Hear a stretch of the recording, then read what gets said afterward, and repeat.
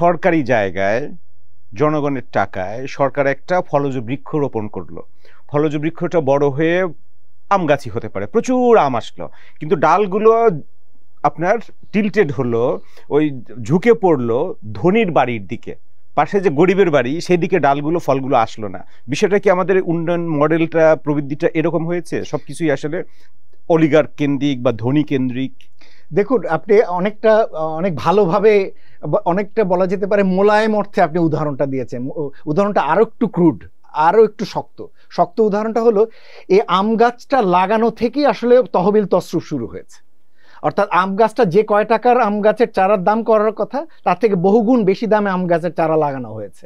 লাগানোর পরে সেই বাড়তি টাকাটা এরা নিয়ে নিয়েছে, যারা এই গোষ্ঠীগুলো তারা এগুলো নিয়েছে।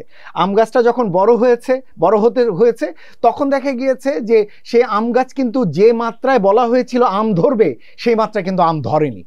এবং তারপরে যেটা হয়েছে যে আম ধরার পরে আম যখন পেকেছে, যতটুকু ধরেছে তার মধ্যে হয় না যে অনেক সময় পাখি খেয়ে ফেলে দেয় দু একটা আম, সেই আমগুলো হয়তো গরিবের কাছে পৌঁছেছে, কিন্তু ধনীরা আসলে এটাই আসলে হয়ে দাঁড়িয়েছে, এটাই আসলে চুইয়ে পড়া অর্থনীতির উদাহরণ, যেটা আসলে এই সময়কালে হয়েছে।